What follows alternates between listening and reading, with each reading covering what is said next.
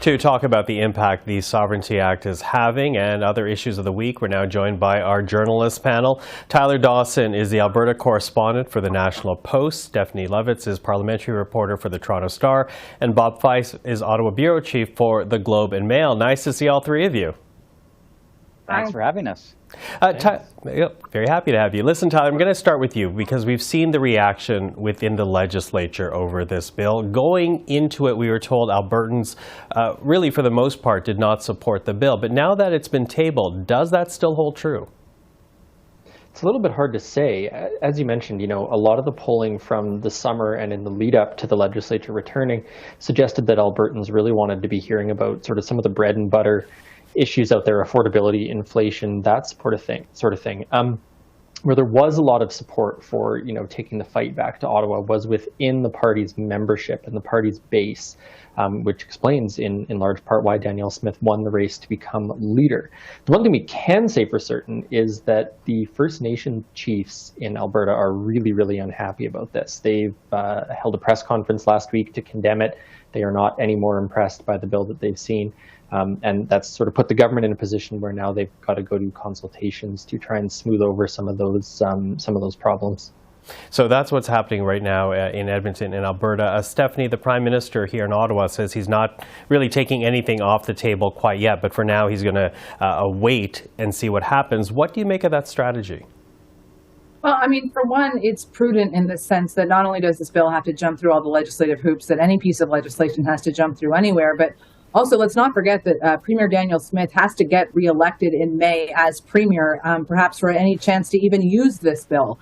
And so, not getting into it right off the top with Alberta and just waiting to see not just how the legislative process plays out, but how the political process plays out in Alberta. I mean, she's already had to walk back the bill in numerous instances and tweak it and say, maybe I don't even need to use it. So does the government in Ottawa need to run around with their hair on fire for a bill that's really only in its infancy in terms of what it's going to look like, never mind how it would be applied? Okay, so as you point out, a provincial election just 6 months away. But, Bob, I'm wondering about how difficult of a challenge this actually is for Trudeau, because while not as far-reaching as what we're seeing with the Alberta Sovereignty Act, Saskatchewan has its own Saskatchewan First bill. It's now past second reading. So whether or not the Alberta bill makes its way beyond a re-election, I'm wondering about the kind of genie that's been unleashed by opening up this bottle.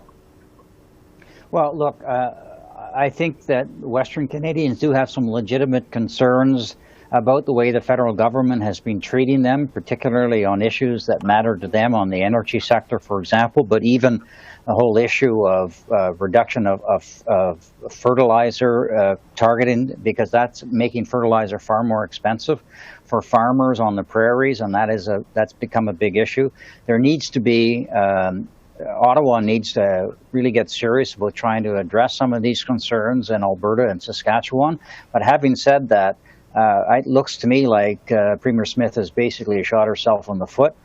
The business community in Alberta are not happy at all with this legislation, and I would imagine that most people are scratching their heads and saying, look, we just went through a very, very severe economic downturn in Alberta, and the city of Calgary, for example, office spaces were empty.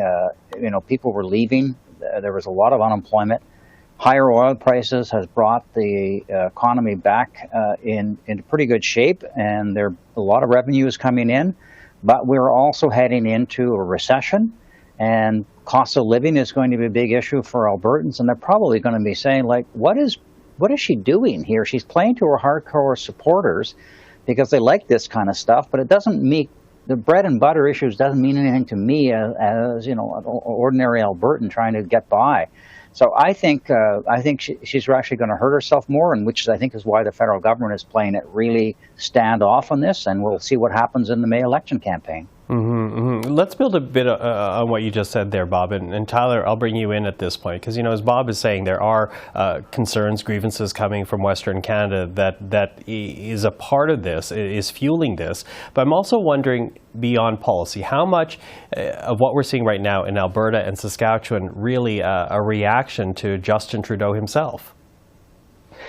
Yeah, I mean, a large part of this is that there's a Liberal government in Ottawa. it's always been fashionable to try and put the boots to Ottawa whenever possible if you're the Premier of Alberta or someone who's wanting to be the Premier of Alberta. But there's no doubt that this sort of hangover from the National Energy Program from the Pierre Trudeau years is made a little bit worse in many people's eye by the fact that it's Pierre Trudeau's son in power right now.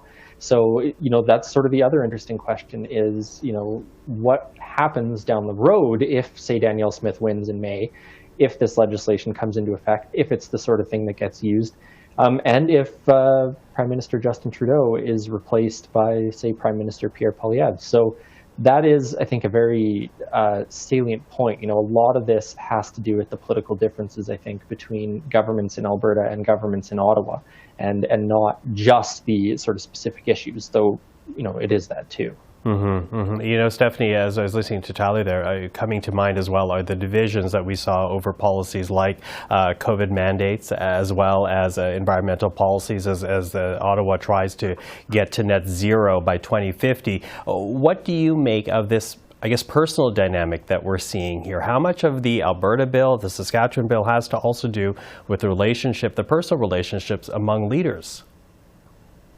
It's an interesting question, but you referenced COVID, so I'll just bring it back to COVID for a second. I mean, think about the early days of the pandemic, right? When every single premier and the prime minister were working just fine together to try and solve issues of national importance because they could agree on a common ground, they could agree on a common language, they could figure out a way through. And yes, perhaps that relationship devolved over time, but I mean, it shows that it is possible for all of these sides to get along. The question is, when a national government's priority and interest seems to conflict with provincial government's priority and interest, who's the ultimate arbiter of that? Is it the voter who decides who they want in Ottawa versus who they want in their provincial legislature? Is it the courts? When we talk about energy policy, Michael, I mean, the Alberta government is among others who have, used the courts to say, hey, what we think Ottawa is doing violates the Constitution. And that's our system. That's our rule of law. That is how things function here. I'm not sure it's up to elected officials in any given province to decide that they, in fact, are the ones who get to decide which federal law they want to follow on a Monday and which federal law they want to follow on a Tuesday. Which really opens up this whole debate as to whether or not this would actually meet some type of court challenge or constitutional challenge. But Bob, Tyler also talked about Pierre Poilievre and the possibility that down the road he may be the one to replace Trudeau as Prime Minister. But what kind of problem does this Sovereignty Act in Alberta create for Pierre Poilievre? Well, he said this week that all these problems with the provinces would end if he's prime minister, simply because he'd be prime minister, which there's no meat on the bone. He hasn't said how he would solve a lot of these problems, and obviously he wants to build more pipelines, so presumably that would make people in Alberta happy. But that's not an easy situation to do, because you're going to be challenged in the courts, and the courts will make a lot of the decisions. So there could also be a backlash in the vote-heavy areas of Quebec and Ontario, for example, and British Columbia, if he gets too much in bed with Premier Smith, who holds some pretty hardcore views that probably are not very mainstream. So he's got to be walking a bit of a tightrope himself, as much as Justin Trudeau is, even though he's obviously more sympathetic to the position of of Premier Smith than he is of Mr. Trudeau. But it's not an easy walk for him either, because there are repercussions in other parts of the province if he gets too close up or too friendly with Smith's version, particularly this idea of hers that she can just say that federal laws are unconstitutional. I mean, and that it doesn't come from the legislature. It comes from cabinet ministers can decide this on their own.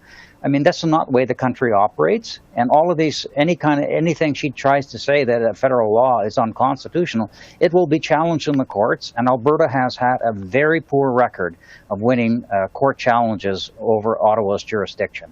Mm-hmm. Okay, listen, of course we're going to keep following that story as its bill makes its way through the Alberta legislature. But right now, I do want to switch topics here before you go and talk a bit about China. As we know, the reports have been out for weeks now of China's attempt to interfere with the 2019 Canadian election. But when asked if he had been briefed on the matter, the Prime Minister has not really answered that question. Bob, what's going on here? If the Prime Minister wasn't briefed, then what was that sideline with President Xi all about at the G20? Well, I think there was a mistake in reporting on that. People were saying that the Prime Minister raised the issue of election interference with President Xi. What he raised with them, according to the readout, was interference, and there is a lot of interference by China in Canadian domestic politics and potentially in elections as well. But the biggest interference issue right now, for example, has been these Chinese, so-called Chinese police stations that have been set up in Chinese Canadian immigrant communities, which are illegal, and which the Chinese ambassador has been called in on numerous occasions, and the government has told them to shut these things down. And although they have not said so, they've indicated that diplomatic credentials may have been withdrawn or threatened to be withdrawn from Chinese diplomats who are involved in any of these police stations. So that is one big issue of interference, but there are so many others. We have lots of reports of harassment and intimidation of people, of Chinese Canadians by proxies or people working in the consulate of the Chinese consulates in Toronto and in Vancouver, for example. We know that there's a lot of interference where they have their students basically try to obtain Canadian technology or knowledge that they pass back to, these are students studying here, to take technology and transfer it back to China. And then there's just outright espionage. We've seen just a case of a gentleman who was charged for stealing secrets from Hydro-Quebec. So there's a lot of Chinese interference in Canadian society, and it's not just related to elections. Well, and that raises a big question, because here we have this new Indo-Pacific policy, and one wonders, how should the government be responding? Can they be doing anything more, given the long list, as Bob just talked about, of interference that we're seeing from the People's Republic? I have about a minute and a half here. Stephanie, I'll begin with you. How would you answer that question? Indo-Pacific strategy, I mean, is about something different than foreign interference. It's about, to borrow a phrase or coin a phrase, economic interference. It's about weaning ourselves off of this dependence with China and how it drives our economy by establishing stronger partnerships elsewhere in the region. If that pokes China, while acknowledging China's disruptive presence in the region, and of course Canadian interests as well. Yeah, exactly that, to end run them effectively, right? To build stronger allies and stronger alliances in a hope of protecting our economy and shutting them out of our doors. Is that possible entirely? Absolutely not. They're too well integrated into the supply chain. I mean, in order to sort of, counter China's disruptive influence, that would be a decades long effort. Whether the Liberal government or any government has that much time and that much money to throw at the problem is a pretty good question. Mm-hmm. Tyler, quick answer from you. What more could Canada be doing here? The obvious two are the foreign agent registry that's been discussed in Ottawa right now, and the other one is looking at modernizing some of the legislation governing our security and intelligence bodies to see if those need to be updated for sort of the modern threats we face. Okay. So sorry that we ran out of time there, but really appreciate the conversation with the three of you this week. Thank you to Tyler Dawson, Stephanie Levitz, Bob Fife. Hopefully the three of us will get, four of us, I should include myself, should have a chance to speak again down the road. Thank you for that. Thank you. Yeah. Thanks for having us. Take care.